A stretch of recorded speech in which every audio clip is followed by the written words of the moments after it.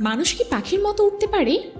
এই প্রশ্নটা কিন্তু আজ আর শুধু একটি স্বপ্ন নয়, এমন একজন মানুষ ছিলেন যিনি সাহস, প্রযুক্তি আর স্বপ্নকে একত্র করে আমাদের দেখিয়েছেন আকাশে মানুষও উঠতে পারে একেবারে পাখির মতো করে। তার নাম ভিন্স রেফেট, একজন সাহসী স্কাই ডাইভার, একজন শূন্যতার প্রেমিক এবং একজন আকাশের শিল্পী। ভিন্স রেফেটের পটভূমি।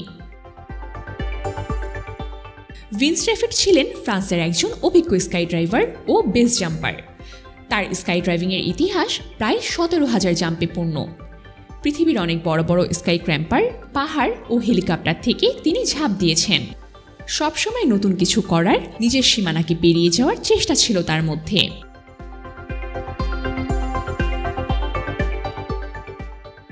জেট প্যাক প্রকল্পে তার যুক্ত হওয়া। 2011 সালে তিনি যোগ দেন জেটম্যান দুবাই নামের একটি যুগান্তকারী প্রকল্পে।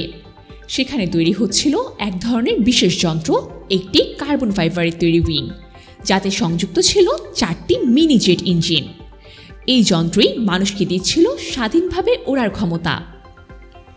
এটা কোনো বিমান নয়, কোনো হেলিকপ্টারও নয়, এটি ছিল একেবারে দেহঘেঁষা, স্বতন্ত্রভাবে পরিচালিত একটি জেট সিস্টেম, এবং ভিন্স ছিলেন এর পরীক্ষামূলক যাত্রী। প্রথম সফল উড়ান।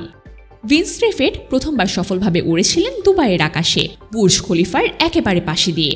তিনি ঘন্টায় 240 মাইল গতিতে আকাশে ভেসে বেরিয়েছেন এবং 6,000 ফুট পর্যন্ত উচ্চতায় পৌঁছান। সবকিছুই ছিল হাতে ধরা রিমোট ও নিজের শরীরের ভারসাম্যের উপর নির্ভরশীল। এই ফ্লাইটটি ছিল সত্যিই নজরকাড়া, কারণ তিনি শুধু টেক অফই করেননি, বরং তিনি নিজের কাঁধে করে উইং দিয়ে আকাশে পুরোপুরি নিয়ন্ত্রণ রেখে উড়েছেন, ঘুরেছেন এবং ল্যান্ডও করেছেন নিজের মতো করে।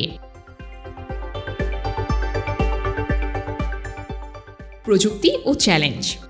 এই ধরনের ফ্লাইটের জন্য প্রয়োজন হয় অসাধারণ মনোসংযোগ ও প্রস্তুতির। প্রতিটি ওড়ার আগে ঘন্টার পর ঘন্টা ধরে সিমুলেটর ট্রেনিং, নিরাপত্তা যাচাই, প্রযুক্তির নিখুঁত মিল খুঁজে দেখা, সবকিছুই ছিল পরিকল্পনার একটি অংশ। এখানে একটি ভুল মানেই মৃত্যু। এমনকি টেক অফের জন্য তাকে আলাদা পাইলট নিয়ন্ত্রিত প্ল্যাটফর্ম থেকে উঠতে হতো। এমনই ছিল সেই সময়ের প্রযুক্তিগত সীমাবদ্ধতা।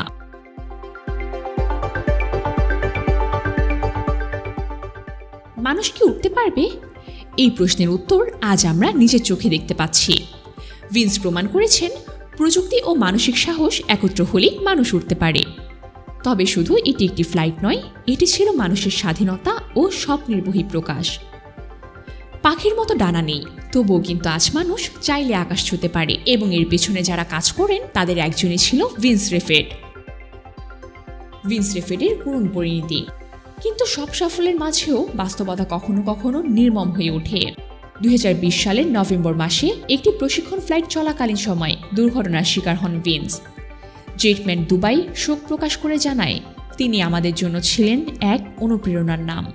তার মৃত্যুর পরও তিনি রেখে গেছেন এক অসাধারণ উত্তরাধিকার, যা দেখিয়ে দেয় ভবিষ্যতের আকাশে কী অপেক্ষা করছে। ভিন্স রেফেট আমাদের চোখে স্বপ্ন আঁকতে শিখিয়েছেন, যেখানে আকাশের কোনো সীমা নেই এবং এটি একটি গন্তব্য। এই ভিডিওটি যদি আপনাকে সাহস, কল্পনা এবং বিস্ময়ে ভরিয়ে দিয়ে থাকে, তাহলে ভিন্সের কাজটি সফল হয়েছে।